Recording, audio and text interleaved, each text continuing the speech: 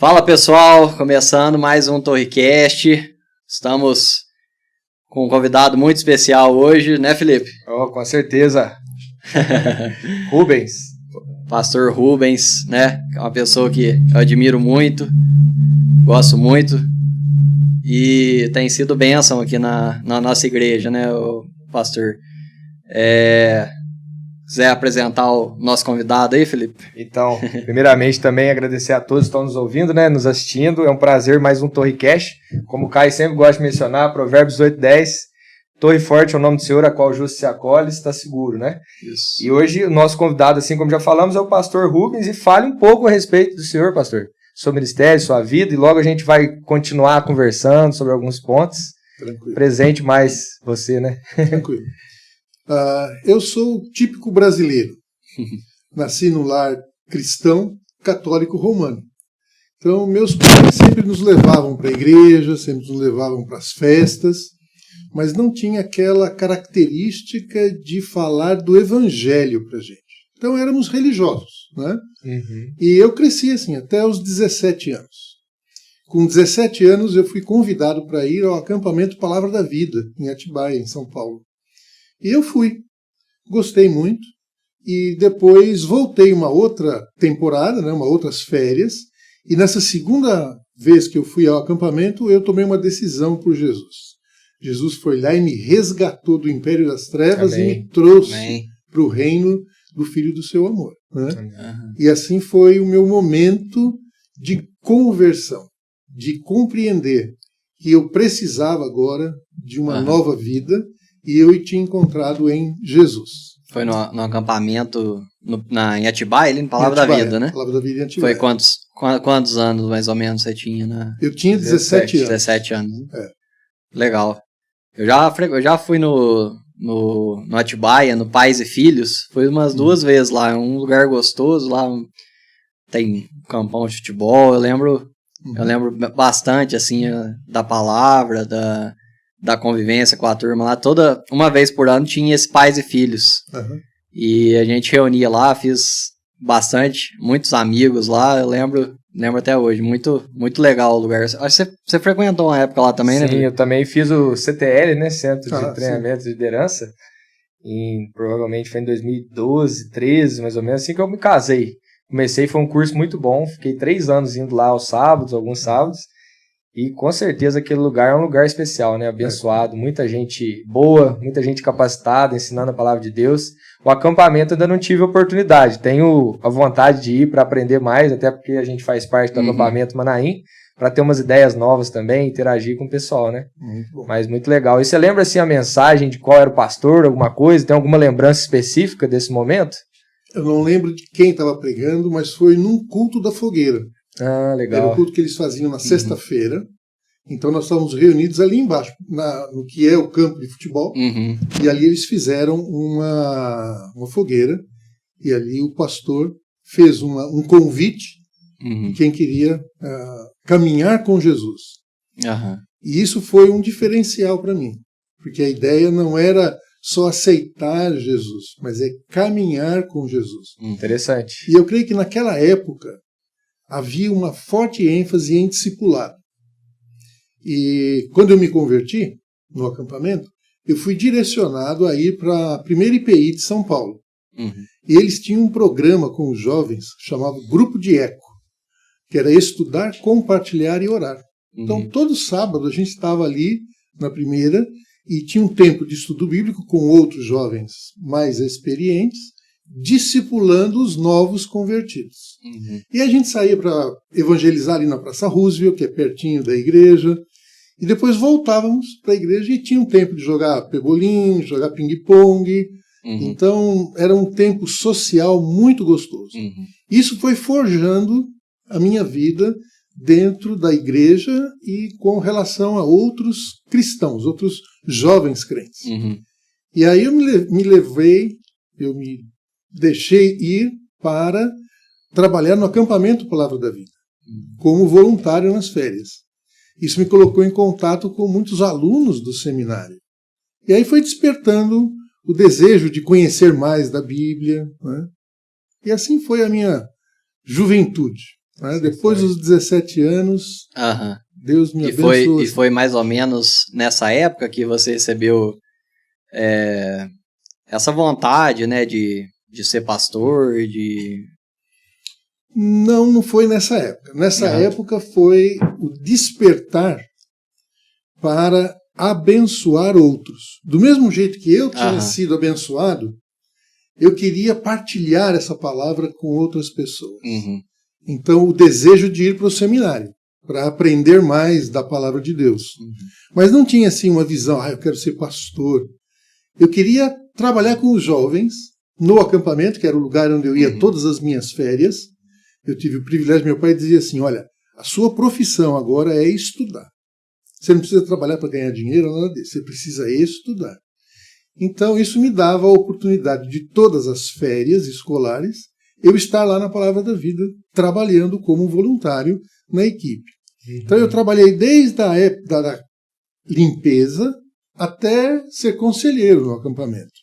Legal. Então, isso foi dando aquele desejo de conhecer mais da Bíblia para poder ensinar outros. Né? Isso marcou a minha juventude, e aí o início daquele desejo de servir Deus, então era dentro dessa área, né, de partilhar aquilo que eu tinha recebido. E o seminário que você fez foi lá mesmo, no próprio Palavra da Vida? Foi. Mas tem um fato curioso aí. Meus pais não eram crentes. E quando eu disse que eu queria fazer o seminário, meu pai disse assim, peraí, vamos lá, eu quero conhecer esse seminário, isso daí. Eu estava fazendo o 2º ano do colégio técnico. Meu pai era professor. Então, fomos à Palavra da Vida, sentamos com o Davi Cox, que era o diretor do seminário, e aí eu coloquei todo o meu desejo de querer fazer teologia para poder ensinar melhor. E meu pai não me proibiu. Ele só disse assim, eu acho que você começou algo, que foi o seu curso técnico, você deveria concluir. E depois, se você quiser ainda vir para o seminário, você pode vir.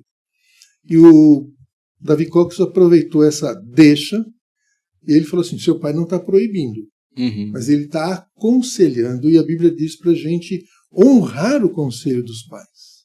Legal. Aí eu não tinha como escapar, né? Aí ele falou assim, você, enquanto está em São Paulo, você pode estudar no Seminário Batista Regular em São Paulo. E as matérias que você fizer lá, depois você pode transferir para cá para o seminário. Então você não está perdendo tempo, adiando estas coisas. Você já está investindo. Então eu passava o dia inteiro na escola, a escola técnica era integral, e à noite eu ia para o seminário.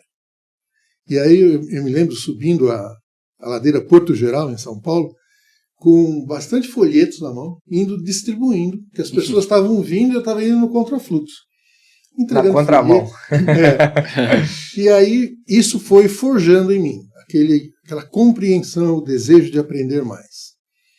E quando eu terminei o colégio técnico, eu recebi minha melhor proposta de trabalho. Trabalhar na Volkswagen, como técnico em petroquímica, e um salário muito bom. Mas eu pensei assim, se eu for, depois eu não saio. Porque a gente vai se acostumando com recursos e ter as coisas. Então eu declinei do convite, apresentei um outro colega, ele foi, e eu fui para o seminário. Né? Então peguei aquele ano e meio que eu estudei em São Paulo, transferi esses créditos para a Palavra da Vida, fiz mais 3 anos lá, e aí eu já fui casado, né? Eu casei em fevereiro de 77, e aí começaram as aulas em 77. Fiz 3 anos lá na Palavra da Vida, me formei, e já trabalhava com um outro acampamento, tem em São José dos Campos, chamado Acampamento Maranata. Então eu fui servir lá. Eu já tinha experiência de acampamento pelos anos de serviço na Palavra da Vida.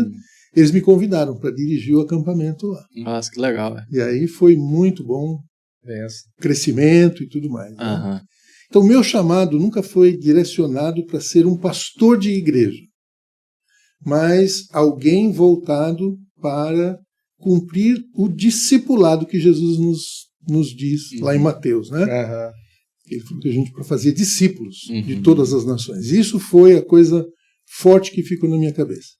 E é interessante que nesse texto de Mateus tem uma outra indicação. Depois de você fazer discípulos, batizar em nome do Pai, do Filho e do Espírito Santo, ensinando-os a guardar todas as coisas que eu vos tenho deixado. Esta foi a palavra que foi motivando cada vez mais o meu aprendizado no seminário, olhando para o ministério que tinha para ser feito, ensinando-os a guardar todas as coisas. Discípulo é aquele que conhece a palavra. Então não existe discipulado cristão sem Bíblia, né? Ou você está alicerçado na palavra, você é discípulo, mas não de Jesus, porque sem a Bíblia não há discipulado. E esse acampamento que você liderava, tinha todo ano? Como é que era esse? Ele funcionava nos mesmos modelos da Palavra da Vida. Todas as férias, só que ele era um acampamento denominacional. A Palavra da Vida é um acampamento para todas as igrejas. Né? E o Maranata era o acampamento das igrejas batistas regulares. Eu os conheci através do seminário, aquele ano que ano e meio que eu estudei no seminário em São Paulo. Né? E aí eles também não são doidos, né? Tinha alguém com experiência de acampamento, sabendo o que fazer. Então eles me convidaram. E eu fui, e Deus foi muito bondoso, porque naquele ano veio um diretor de acampamento dos Estados Unidos, e ele olhou todo o meu trabalho, todas as coisas que eu estava fazendo lá, e ele me ofereceu uma bolsa de estudos. Se você chegar lá no acampamento nos Estados Unidos, você não vai ter custo nenhum. Nós lhe damos uma bolsa integral para você estudar sobre ministério de acampamento. Nossa, que legal. Então foi uma especialização de um ano, assim, fantástico, sobre trabalho de acampamento. Então isso para mim é uma novidade, bom conversar com ele sobre acampamento, né? Temos dois diretores aqui de acampamentos, né? O Felipe e o Rubens. Né? E nessa, achei interessante você falar que no momento você teve que tomar uma decisão, né? Sim. Entre talvez ser bem sucedido financeiramente, que é o que o mundo hoje prega, né? E que a gente, querendo ou não, muitas vezes opta por este conforto financeiro, né? E foi difícil essa decisão de você tomar assim, nossa, eu vou deixar isso para fazer um seminário, ou foi uma decisão fácil, que você já tinha bem convicção mesmo? Não existem decisões fáceis. Eu acho interessante a palavra, decisão. É cortar pela raiz. Então você vai ter que fazer uma opção por essa direção ou por aquela direção. Então, foi tenso, mas eu tive um apoio muito forte. Eu tinha uma namorada, Magali, depois nós casamos, e ela tinha uma certeza de que a melhor coisa que nós podemos fazer na vida é servir ao Senhor. Amém. Então, eu tinha o apoio da minha namorada, da minha noiva, de que valia a pena a gente abrir mão de uma profissão com muitos recursos para fazer a obra de Deus. Então, foi difícil, porque você está entre duas áreas, mas quando você tem o apoio, a ajuda, aí a decisão se torna mais consistente. E eu digo que isso foi muito positivo, porque nós casamos e fomos para a Palavra da Vida. Então, toda aquela vida de mais restrições, não tinha tanto conforto, era aluno, né? Ela estava sempre pronta para estar comigo. Ela nunca pensou, se você tivesse ido para a Volkswagen, nós estaríamos melhor. Né? Então, eu acho que essa é uma coisa muito positiva no relacionamento dos jovens. É ter certeza daquilo que você quer.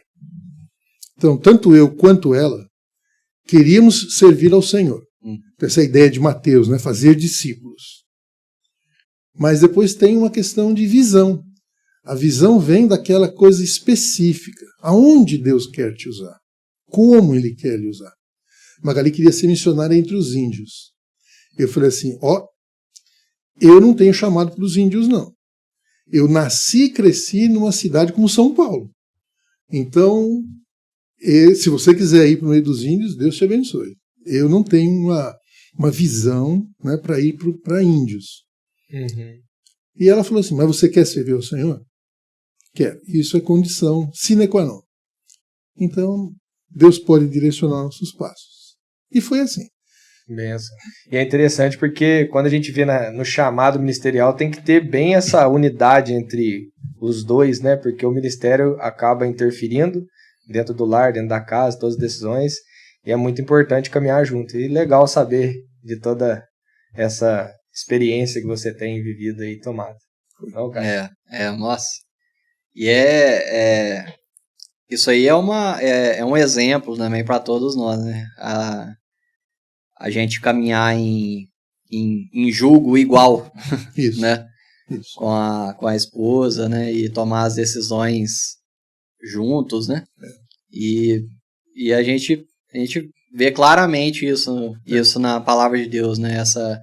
Quando a gente trabalha em equipe, trabalha com julgo igual, a gente caminha mais, Com caminha certeza. mais forte, né? Tem uma coisa que eu costumo fazer com os jovens, principalmente com os rapazes. Eu pergunto para eles assim, me diga uma coisa, para onde você está indo? Uhum. Você sabe qual é a sua missão? Missão é um chamado geral, não é específico. Mas você sabe para onde você está indo? Porque se você não souber, se você tem uma namorada, eu vou dizer que ela talvez é mais doida do que você. Que você não sabe para onde está indo e vai, sem saber, sem rumo. E ela vai junto, olha, cara, ela tem que ter muita fé, né? Porque a Bíblia tem um trecho que é muito mal compreendido lá em Efésios, que ele diz para as esposas serem submissas aos seus maridos. E no contexto que nós vivemos hoje em dia, parece um palavrão, parece uma palavra assim que é opressiva para a mulher. Mas se você parar para examinar, submissão é estar debaixo da mesma missão. Se você tem clareza de missão na sua cabeça, você pode dizer para aquela moça, olha, o que Deus quer comigo é isto aqui. Você está disposta a ir comigo? Porque se você não estiver disposta, é melhor a gente encerrar aqui. Sabe por quê? Porque nós não estamos indo para a mesma direção. E mais dia, menos dia, nós vamos entrar em conflitos. Né? Talvez é por isso que hoje em dia nós temos tantos casais que acabam por se divorciar. Porque não pensaram qual é a minha missão. Então, você tem uma missão, diz para sua esposa, e ela sabendo para onde vai, ela pode calcular o preço. Então isso foi uma coisa que eu aprendi muito com a Magali, porque quando Deus nos chamou para pregar o Evangelho, dividir o Evangelho em diferentes circunstâncias, ela nunca deu o pé atrás e falou assim, opa, isso aqui vai ser muito sacrifício.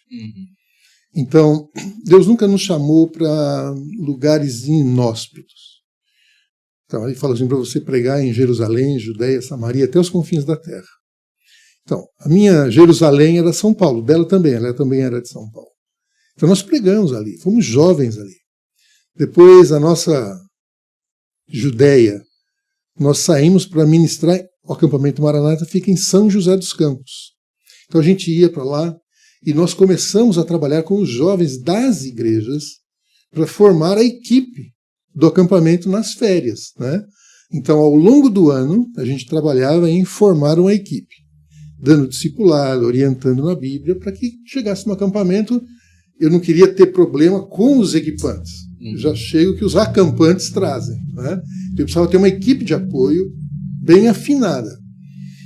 E aí depois Deus nos chamou para ir para Natal, no Rio Grande do Norte. Gente, essa foi a experiência transcultural mais forte que eu tive. Quando eu mudei de São Paulo para os Estados Unidos, eu não tive muita diferença. A única diferença era que lá eu podia comprar as coisas, e em São Paulo não, porque eram muito caras, né? E lá o preço era acessível. Então, culturalmente, eu não tive um choque. Mas quando a gente mudou para Natal, aí eu tive um choque cultural. Eu não tinha o problema da língua. A gente entendia tudo que o povo falava. Mas a mentalidade do nordestino é diferente da mentalidade do paulistano. Então eu tive que mudar a minha mentalidade, porque eu é que estava entrando na cultura deles, e não eles entrando na minha cultura. Então isso foi um tempo de bastante tensão, de aprendizado, né? E o apoio da minha esposa nesse aspecto foi fundamental. Né? Legal você falando aí que em missões deve haver, né, essa adaptação cultural. A gente trocou uma ideia muito boa também com o missionário Hudson Zanoni, e ele já viajou não só no Brasil, em vários lugares, mas também fora, e ele contou algumas experiências pra gente, né? Então essa adaptação é muito interessante, como você falou, a gente chegar num lugar, respeitar, entender a cultura local, saber onde a gente está pisando, saber como que a gente vai fazer a abordagem. Então tem que ir dando um passo de cada vez, né? E às vezes a gente não pensa que tem esta interação cultural dentro do Brasil. A mentalidade das diversas áreas do Brasil são bem distintas, bem distintas. Elas não são homogêneas, assim, sabe? Sim. Então, viver no Nordeste tem uma característica, viver no Sudeste tem outra característica, viver no Sul tem outra característica. Né? Então, a colonização no sul do Brasil é muito europeia. Então, nordestinos no sul do Brasil têm dificuldades de adaptação, porque é uma cultura muito europeia que tem no sul do Brasil. Né? E o Nordeste, meu amigo, é muito calor, é agradável, então você está sempre perto das pessoas. Então o nordestino tem esse coração aberto. E o paulistano está trabalhando, cara. Tempo e dinheiro, eu estou envolvido até com as para dar uma coisas. atenção, né? Muito diferente no Nordeste. Então eu tive que me adaptar de que o ritmo de vida no Nordeste era diferente. Não era nem melhor nem pior, só era diferente do ritmo em São Paulo. E eu é que tinha que me adaptar àquele ritmo. E foi excelente. Foi excelente, a gente conseguiu aprender bem direitinho. Mas depois de 3 anos pastoreando uma igreja lá, eu comecei a apresentar sinais de esgotamento. Aí eu conversei com a Magali e eu falei assim, olha, vamos voltar para São Paulo. A gente não tinha convite de igreja nenhuma, não tinha nenhuma... Mas eu sou projetista, eu faço projetos de peças, né? Então eu falei assim, eu vou fazer projetos e com isso a gente se sustenta e a gente começa uma igreja em casa. Ela topou na hora. Entende? Que legal. Então, essa parceria, porque tínhamos o mesmo objetivo, né? A nossa missão era a mesma, fazer discípulos aonde a gente estivesse, e a nossa visão, que era edificar pessoas, ensinando-os a guardar todas as coisas. Né? Então, quando há esse tipo de unidade, não quer dizer que não houve ajustes. Houveram ajustes. Né? Mas havia essa unidade. Então, a gente já partiu de uma plataforma, vamos dizer assim, sólida. Palavra de Deus, chamado ministerial e visão para onde nós íamos fazer essas coisas. Né? Legal. Aí, no caso, você voltou para São Paulo, ficou mais um tempo lá e logo depois foi para Portugal já? Não. Teve Portugal veio muito mais tarde, eu já tinha os filhos criados e tudo mais. Ah, sim. Eu voltei para São Paulo, pastoreei uma igreja em São Paulo e a minha formação, além da teologia, é a pedagogia. Porque eu entendo que a igreja é uma organização de ensino, é uma instituição de ensino. E nós trabalhamos com o conteúdo mais importante que existe na face da Terra, que é levar pessoas a compreenderem a boa nova. Tem que despir daquele jargão evangeliquez, porque nós estamos falando com pessoas que não dominam esse jargão. Então eu preciso ter uma linguagem, uma maneira de comunicar, que o Espírito Santo possa tocar no coração daquela pessoa que está morto nos seus delitos e pecados e entender aquilo que você falou. E aí você vai fazer discípulos, ensinando-os. Então eu falei assim, poxa, mas a igreja é o lugar de ensino. Mas a igreja muitas vezes usa uma pedagogia, uma didática muito ruim. Por quê? A gente se encontra de domingo em domingo, 7 dias. Quem é que estuda ao longo da semana as lições da escola dominical? A escola bíblica deveria ser realmente uma escola. Você devia chegar no final do trimestre, fazer um exame. Será que eu passo no exame da matéria que eu estudei esse trimestre? E eu cheguei à conclusão de que muitas pessoas, se fizessem um exame da matéria que estudou, eram reprovados. E se ele é reprovado, o que ele precisa fazer? Repetir aquela matéria. Quantas vezes você repetiu algum estudo que você fez na escola bíblica? Então, aí o meu interesse foi, eu vou fazer pedagogia. Eu vou aprender, porque o pedagogo é aquele que trabalha com os processos de aprendizagem. Diferente de quem faz letras, porque aí se especializa num conteúdo. O pedagogo não tem conteúdo nenhum nesse aspecto específico. Ele entende dos processos de aprendizagem. Então eu fiz faculdade de pedagogia, depois fiz um mestrado em educação, porque a minha pergunta era assim: como é que você processa as coisas na sua cabeça? Como é que você pensa? E eu descobri que a maior parte dos jovens que eu tinha contato com eles não tinha um pensamento lógico. Às vezes era muito randômico, era muito... Assim, de momento. E não tinha uma base. Eu falei, eu vou aprender melhor como ajudar, ensinando-os a guardar todas as coisas. Né? E lá em Efésios capítulo 4, ele fala sobre dons. E eu reconheço que eu tenho um dom dado por Deus na área do ensino. Né? Então, os pastores mestres, né?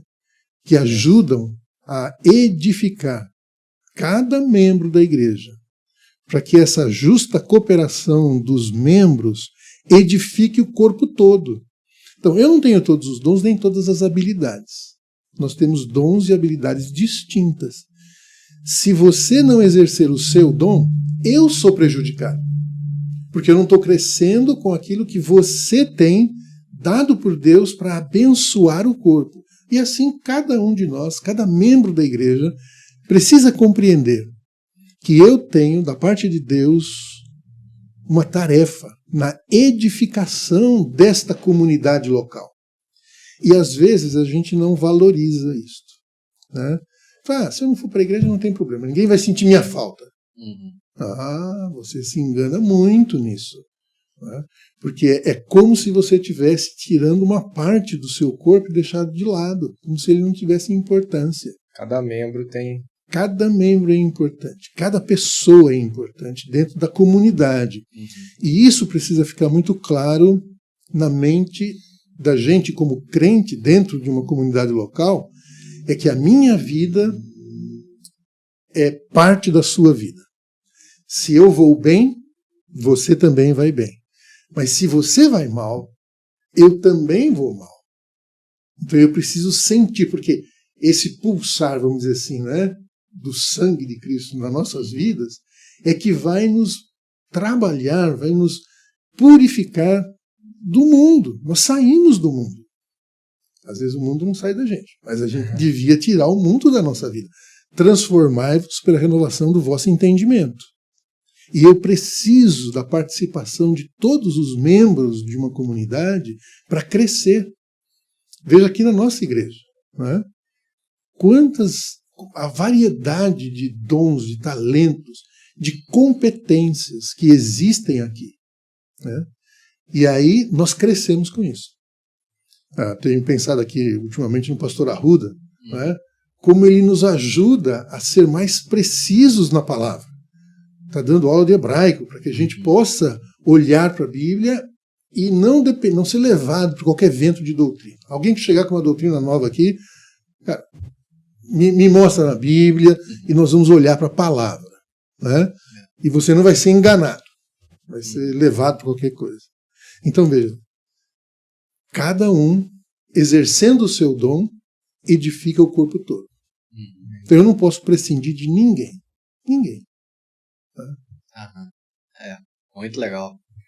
E nisso a gente vê a importância, né, que é a igreja estar em unidade, né? Estar em unidade. E em relação aos pastores também, né? Então, você citou o pastor Arruda, né? Nós temos você também, o Eduardo, né? O Giovanni, Marinaldo, né? Isaías, jubilado. Isaías. Então, um time assim de pastores. E a gente vê isso claramente na igreja, né, local, né? A gente vê, assim, membros mesmo, né, questionando, né, algumas doutrinas, né, e tudo mais, né?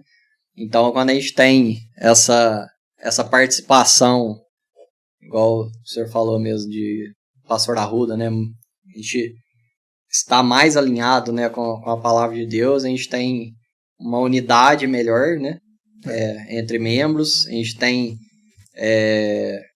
critérios, como a gente conversou até no podcast passado com o Yuri Pena, né, melhores critérios, né, para avaliar a vida, para andar em unidade, para andar em comunhão e passar pela vida cotidiana também, né? Isso. Então, uma das coisas que me anima é olhar para a geração mais velha e aprender deles. Às vezes o jovem pode ter uma tendência de achar que o mais velho já está desatualizado, que ele já não é mais relevante para a cultura e para o momento que ele está vivendo. Isso não é uma verdade, né? Se você olhar para a Bíblia, sempre o ancião era alguém que ajudava os mais jovens a andar com prudência. Eu posso não ter a habilidade de mexer com as tecnologias, mas se eu tiver temor da palavra e a humildade, então eu posso ter uma contribuição para aqueles que dominam a tecnologia. Eu não preciso dominar a tecnologia. Eu preciso dominar a palavra para poder transmitir Bíblia para a nova geração, né? E essa é uma tarefa dos mais velhos. Não é uma tarefa do mais novo. O mais novo precisa ter a humildade de reconhecer que eu tenho anciãos. Você citar o pastor Isaías. Às vezes é interessante ir à casa dele e sentar vou usar essa expressão, aos pés do pastor Isaías para ouvir, porque ele tem uma trajetória longa nesta cidade. Ele viu a expansão das igrejas aqui. Então tem coisas que nós podemos ouvir e aprender do pastor Isaías, que no dia que ele for promovido à glória, nós não vamos ter mais a oportunidade de ouvi-lo. Então ouvi-lo agora é importante, né? É interessante você falar isso, que eu e o Felipe fizemos isso, né? Só para ter a experiência de conversar com o pastor Isaías, né, sentado no sofá, num dia normal, né? Vamos fazer, né, Felipe? Vamos fazer uma visita pro pastor Isaías. Fomos lá, sentamos e a gente vê, assim, tamanha sabedoria, né, no falar, nas atitudes, pequenos detalhes que ele falava lá, e eu já falava, aí, Felipe, esse cara... E são conversas edificantes, né, Caio? Eu lembro muito edificantes. Vamos supor, às vezes a gente passa por algum problema que para nós é novo. Aí você tá naquela luta, numa dificuldade para interpretar como que eu devo agir, como que eu devo seguir. E às vezes você conversa com uma pessoa mais experiente, experimentada, né? E a gente vê que os problemas também não são novos. Ele só vai mudando a roupagem. Vai seguindo, vai e volta, né? Parece, né? Então, a gente ouve essas experiências, a gente é edificado. Como o Caio falou, a gente trocou essa ideia com ele, foi muito bom ouvi-lo. E lembro de uma frase que marcou, né? Quando está em paz, prepare-se para a guerra. Então já deixou, né? sempre alerta, né? Então a gente aprendeu muita coisa com ele. É uma benção ouvir as pessoas. Eu mesmo sou uma pessoa que gosta muito de ouvir também, sabe? De sentar, aprender, porque temos que ter essa humildade. Temos que precisamos, né? Ter essa simplicidade também de... E foi isto que eu aprendi lá atrás, na minha mocidade, que me levou a considerar sobre missões. Porque eu tinha um envolvimento com uma igreja local. E esta igreja reconhecia o meu chamado. Por quê? O que eu estava fazendo ali na minha igreja? Eu estava fazendo discípulos. Como eu tinha sido discipulado, a coisa mais natural para mim era fazer outros discípulos. Era olhar para outros jovens que estavam chegando na igreja e ajudá-lo a compreender melhor a Bíblia. Então, o que eu estou fazendo aqui é o que eu vou fazer em qualquer outro lugar que eu for. Então, quando chegou o momento, eu já tinha uma experiência já de vida grande, meus 2 filhos já estavam criados, né, só estávamos eu e a Magali, e a minha formação em pedagogia me levou também a aceitar um convite em Fortaleza para dirigir uma escola lá, o Colégio Quirigma, um colégio da igreja, que tinha como objetivo servir as famílias da igreja com uma educação cristã. Então eu fui diretor do colégio durante 13 anos. Né? E durante esse período eu fui dar aula na universidade também. Então passei 9 anos ensinando na universidade. E todos esses lugares foram desafios na minha vida. Na universidade, as pessoas, se tem um lugar onde você precisa ter firmeza na sua fé, é na universidade. E aí então, e de novo, a justa cooperação com a minha esposa. Porque eu ia para a universidade dar aulas, mas ela estava sempre orando, pedindo para Deus me guardar naquele ambiente acadêmico, né, onde as pessoas acabam se orgulhando dos seus títulos, né? Questionamentos filosóficos, tentando pegar em alguma área, né? Exato. Então, foi um tempo onde, hoje eu olho e falo assim, Deus estava me forjando para o próximo passo que ele tinha. Foi quando o meu filho, ele estava trabalhando com a Willow Creek Association, que eles têm um programa de treinamento de líderes internacional. E a equipe do Brasil, do Leadership Summit, foi para Portugal para montar o Summit em Portugal. E o João Marcos era o responsável pela área de mídia. Né? A formação dele é nessa área, ele é produtor, né, de cinema. Então, ele foi junto com a equipe do Brasil para lá e montaram o Summit lá em Portugal. E o diretor do Seminário Teológico Batista lá em Portugal, ele levou-os para jantar depois e o André Bessa, que era o diretor da equipe do Summit, perguntou para ele de que forma nós podemos ajudar melhor a não só vir trazer um programa, mas como nós podemos ajudar melhor o evangelho aqui em Portugal. E aí o Paulo Pascoal, que era o diretor do seminário, falou assim, nós precisamos de missionários passados na casca do alho. Aqueles que vêm para cá para servir a igreja portuguesa e não para fazer as coisas no lugar da igreja. E isso marcou o João Marcos e o André Bessa. Eles ligaram de Portugal para mim. O João Marcos falou, pai, o seu lugar é aqui em Portugal. A sua formação, a sua experiência, o seu lugar é aqui. Eu falei, claro. A gente vai para Portugal como quem troca de camisa, né?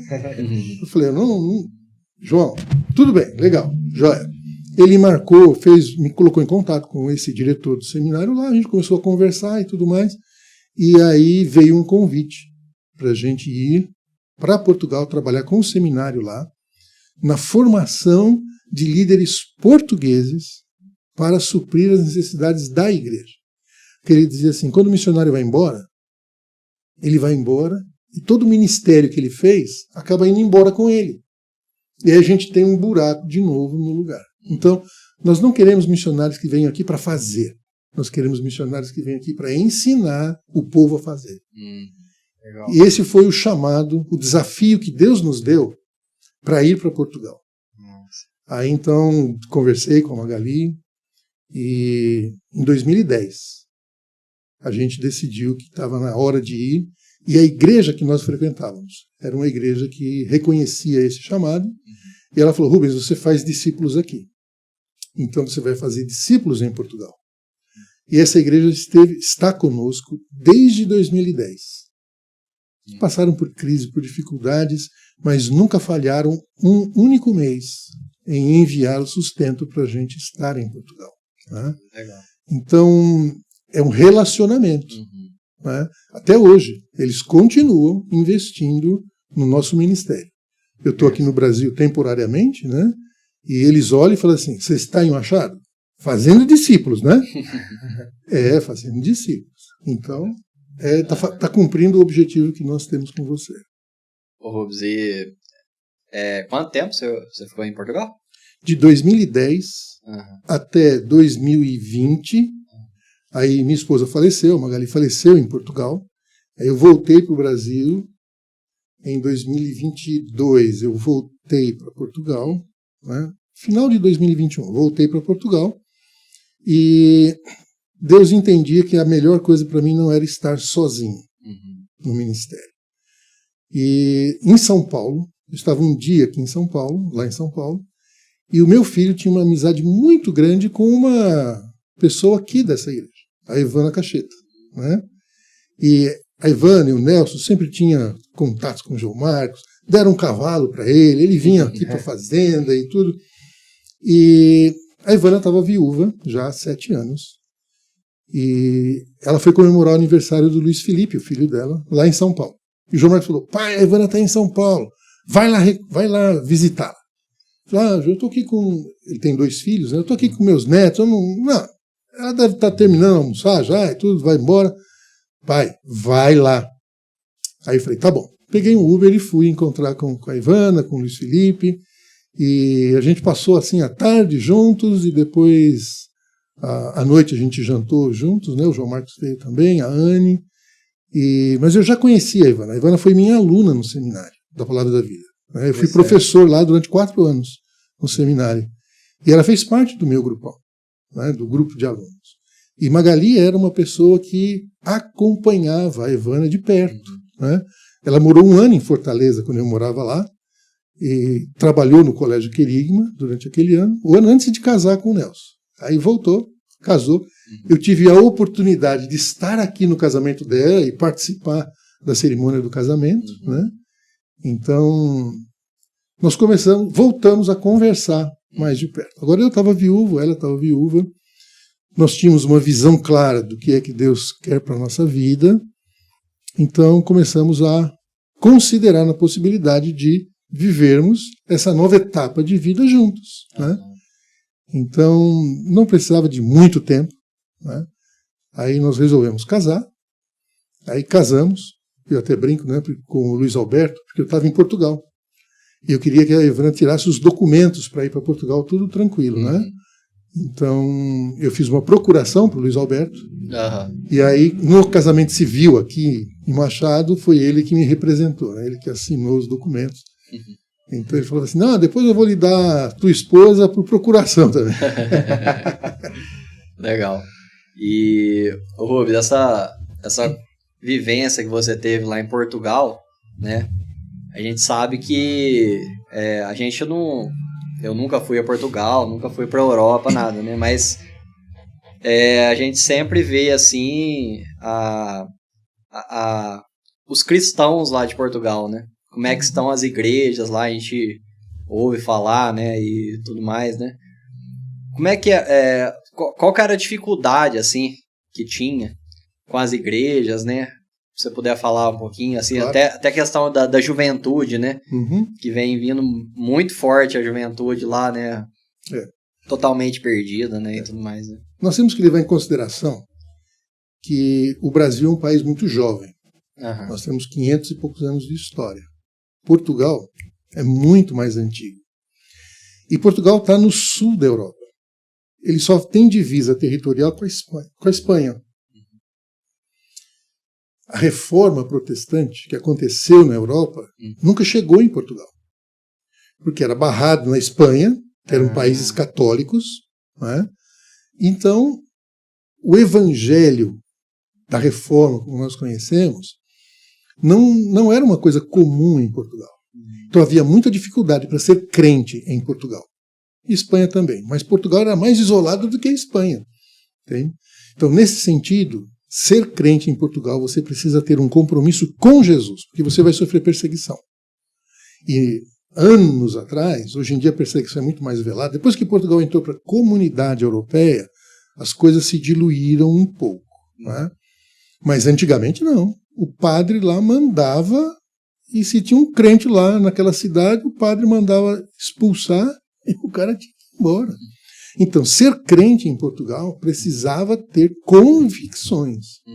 Então, não era essa mamada, essa moleza, assim, ser crente, pronto. Não, em Portugal era difícil. Então, quem é crente, quem defende o evangelho, defende mesmo. Ele teve que pagar um preço para ser um cristão evangélico em Portugal. Então, era uma igreja pequena, por causa das perseguições, das dificuldades que eles enfrentavam. Então, uma igreja em Portugal tem, assim, 30, 40, 50 pessoas. Igrejas com 200, 300 pessoas são mais raras, são menor quantidade de igrejas assim. E igrejas de 1000 pessoas, aí é mais raro ainda, entende? Então, houve um movimento da igreja brasileira de mandar missionários para Portugal. Só que os missionários que foram, imagina, eu frequentava uma igreja em Fortaleza que tinha 4.000 membros. Aí eu vou para Portugal e encontro uma igreja com 30, 40. A tendência é pensar assim, eu sei o que eles não sabem. E, meu amigo, isso não caiu bem em Portugal. Entrou em choque, por exemplo, a Convenção Batista Portuguesa, a Convenção Batista Brasileira, entraram em atrito por causa dos missionários que chegavam lá achando que sabiam tudo. Por isso o diretor do seminário dizia assim, eu preciso de missionários que venham aqui servir, ensinar e não fazer no nosso lugar. Então, o evangelho em Portugal custa caro. E os jovens, quando a comunidade europeia, quando Portugal foi aceito na comunidade europeia, qual era a mentalidade para os jovens? Você precisa viajar, você precisa conhecer os outros países da comunidade, porque agora vocês fazem parte da comunidade. Não tem mais fronteiras. Você viaja sem fronteiras nenhuma na Europa, na comunidade europeia. Então o jovem português foi estimulado a estudar e viajar. Então o secularismo entrou muito para a cabeça do jovem. E uma espiritualidade cristã para o jovem hoje é olhar para trás. Ele vai falar, isso é coisa dos meus avós, cara. Você ainda está falando em cristianismo? Então, pregar o evangelho em Portugal depende de uma característica que é viver o evangelho. Você não vai pregar, você vai viver.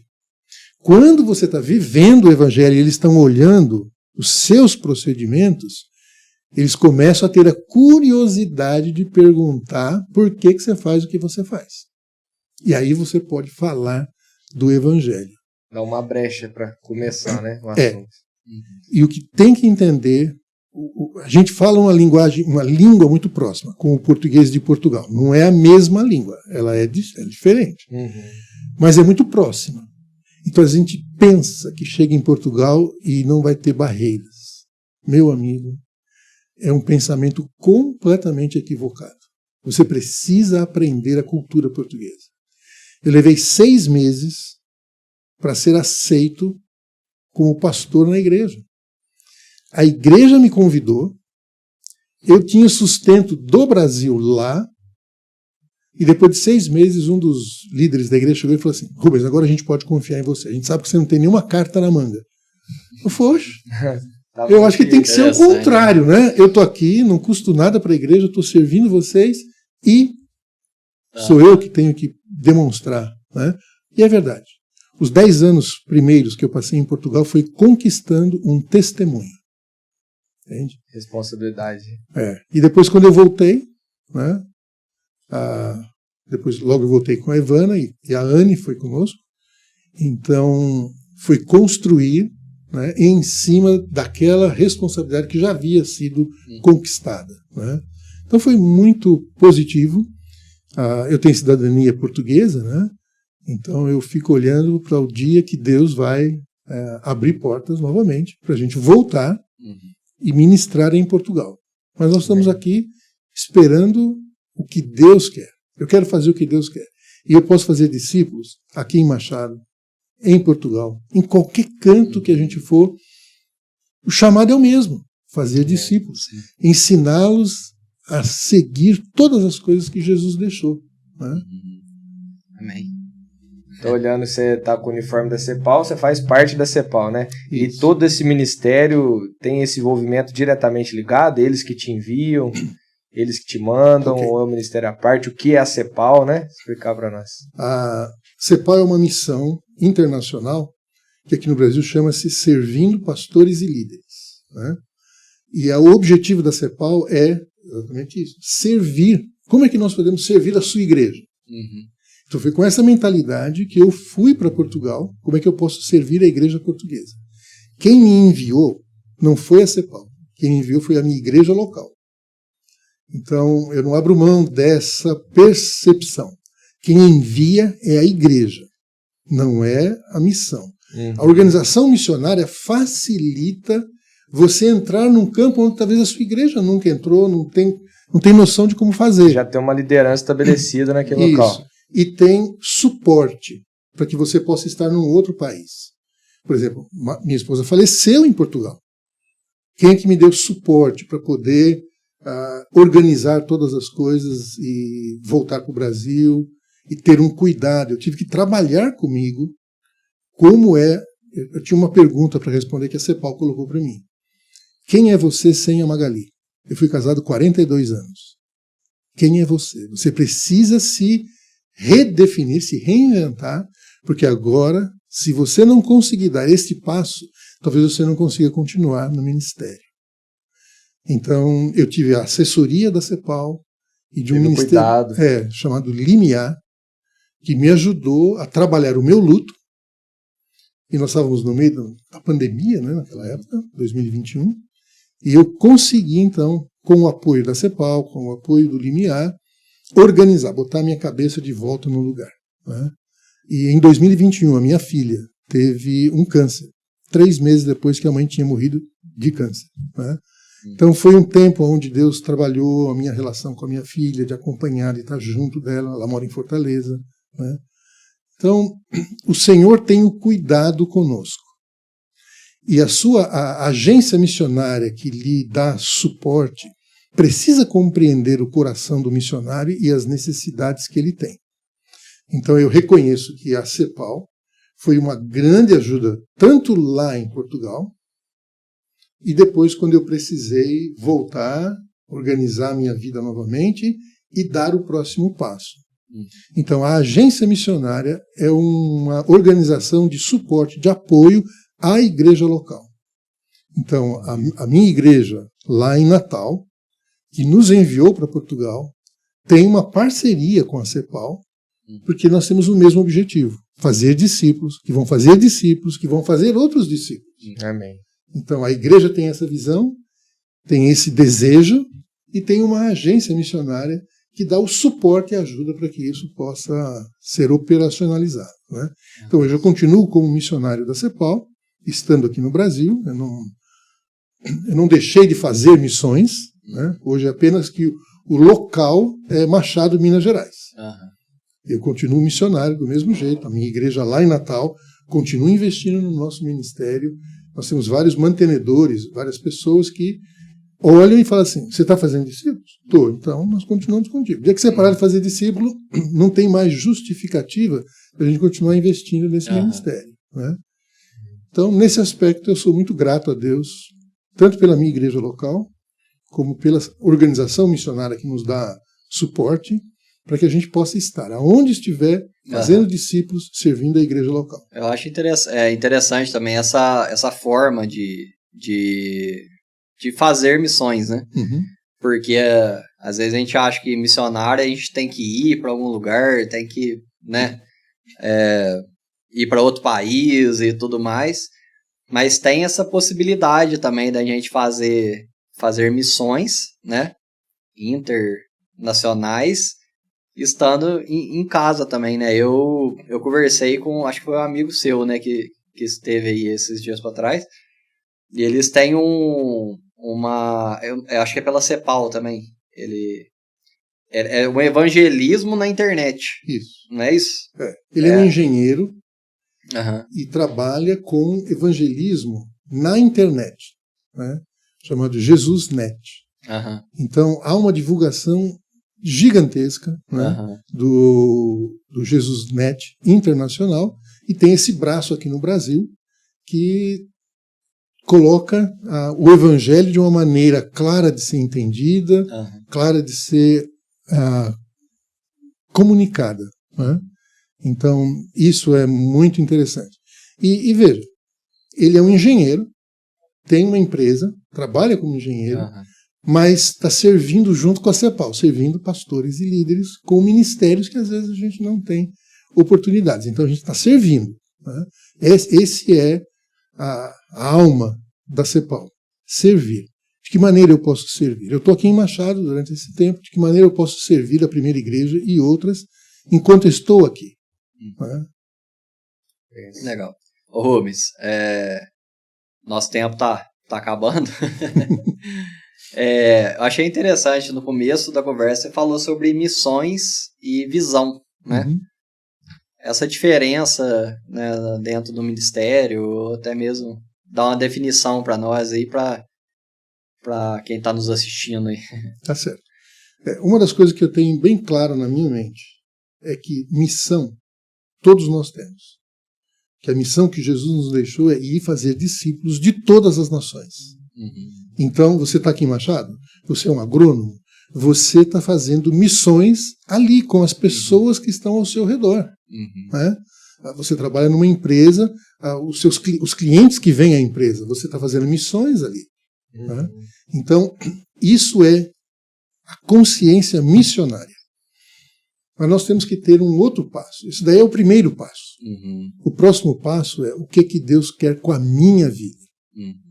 E aí é que eu chamo de visão. Né? Visão é um chamado que Deus lhe dá especificamente para você atuar aonde Deus lhe colocar. Então, a minha visão me levou a fazer pedagogia, fazer mestrado em educação, dar aula numa universidade, me capacitar para exercer uma função dentro do ministério. Então, como eu tenho clareza que a missão é fazer discípulos e que as minhas competências que eu fui adquirindo associado ao dom de Deus de ensino me canalizam para uma área. Então, eu não fico perdido para qualquer convite que vier. Né?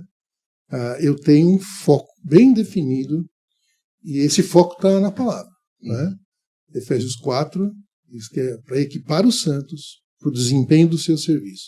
Então eu estou sempre olhando assim, como é que eu posso ajudar o Caio a ser melhor equipado para desempenhar o serviço dele? Como é que eu posso ajudar o Felipe? Como é que eu posso ajudar as outras pessoas da igreja? Né? Então, eu estou à disposição. Se a pessoa quiser, eu arrumo tempo. O problema não é tempo, o problema é disposição. Nem todo mundo quer, porque o discipulado, olha, salvação é de graça, mas o discipulado não. Custa e custa caro. Custa tudo que você tem. Se você tiver alguma coisa, Jesus vai tomar. E a gente pensa que vai ser ruim, né? Cara, nunca foi ruim na minha vida. Em toda a minha trajetória. Né? Eu me converti aos 17, eu tenho 70 anos de idade. Eu nunca tive falta de nada. Nunca. Estive profissional, estive pastor, estive missionário, nunca faltou absolutamente nada. E Deus nunca me levou para lugares assim, nossa, vou sofrer, né? Cara, quando eu saí de São Paulo, eu fui morar em Natal, no Rio Grande do Norte. É a capital do Rio Grande do Norte. Um lugar lindo. Entende? Depois fui para Fortaleza, lugar onde as pessoas querem passar férias. Eu morava lá. E quando Deus me levou para uma missão transcultural, para um outro país, me levou para Portugal, cara. Eu morei em Lisboa, depois estava morando em Caldas da Rainha, uma cidade termal, feito Poços de Caldas, próximo da Nazaré, né, que tem as ondas gigantes e tudo mais. Então, Deus nunca me levou para aqueles lugares inóspitos. Tem pessoas que foram preparadas para isso. Deus nunca me deu esse chamado. Ele sempre me levou para lugares onde eu podia ser útil à expansão do reino com as características e treinamento que eu tinha. Então, tem pessoas que vão para outros lugares e para outras culturas e sofrem, tem sofrimento nessas coisas, né? Mas não é assim com todo mundo. Pelo menos na minha experiência, nunca foi. Eu nunca tive que comer nada estranho. Eu sempre... Vai para Portugal, meu amigo, bacalhau é uma coisa que tem ali para todo dia. Né? Nunca tive essa experiência de ter que passar uma dificuldade assim nessas coisas. Então, eu sempre morei em capitais, né, em grandes centros, onde o evangelho precisava ser pregado por alguém que tinha uma linguagem que comunicava com o homem contemporâneo. Né? Então, em Portugal foi assim. Leva tempo, mas Deus lhe capacita para você ser útil naquele lugar. E a minha vivência em Portugal durante 10 anos consecutivos, né, até o falecimento da minha esposa, foram desafios de usar tudo aquilo que Deus tinha me dado no passado. Ser professor numa universidade, fazer discípulos numa igreja, participar de uma igreja grande e entender quais eram as dificuldades de uma igreja grande. Né? Então, Deus usa cada uma das nossas características para a expansão do reino. Você precisa estar disposto a se submeter ao que Deus manda. Quando Deus manda, meu amigo, tem uma experiência. Não discute, obedece, dói menos. Entende? Obedeça o mais rápido que puder. Entende? Deus não brinca em serviço, não. Quando Ele manda, mas Ele supre. Nunca faltou nada. Dentre tudo que você, conhecendo um pouco mais de você, né? Dentre tudo que foi falado, dentre tudo que a tua história, né? As tuas formações, eu não consigo imaginar uma pessoa melhor para ter morado em Portugal, cara, né? Porque, como você descreveu Portugal, né? Uma cidade, vamos dizer assim, fria, né? Um povo frio, assim, desconfiado. Isso. Né? Tudo Mais desconfiado. Né? E a gente vê, assim, eu sempre vi você ser uma pessoa muito calma, paciente, a hora que vai explicar alguma coisa, tem muita sabedoria para falar, né? E tudo isso que você contou para nós, né? A gente vê, assim, que Deus capacitou e te formou até aqui, né? Até 2010 para estar exercendo com excelência esse papel de missionário, né? Um pastor missionário lá em Portugal, né? E foi muito boa a conversa, né? Conhecer um pouquinho mais do pastor Rubens aí. Muita coisa foi novidade pra mim. Eu também. Ele é casado com a minha tia, a Evana é minha tia. E eu não sabia com tanta profundidade da história dele. Assim. Agradeço, Rubens, o convite nosso de estar conversando com a gente. Acho que só cabia uma mensagem aí, né? Final aí para quem está nos assistindo, Rubens. Tá bem. Dentro de tudo que a gente conversou, né? Passa alguma coisa aí para a turma. Se tem uma coisa que eu poderia deixar com muita clareza para você, não tenha medo de ouvir e obedecer o que Deus manda. Deus está muito atento a cada uma das necessidades que nós temos e de suprir e de ajudar você a ser bênção aonde Deus lhe chamar. Então, se aprofunde na palavra, ouça o Senhor, tenha uma relação com sua igreja local, porque Deus vai utilizar a sua igreja para lhe comissionar para um lugar e lá você vai ser bênção. Não tenha medo de obedecer Deus. Tá?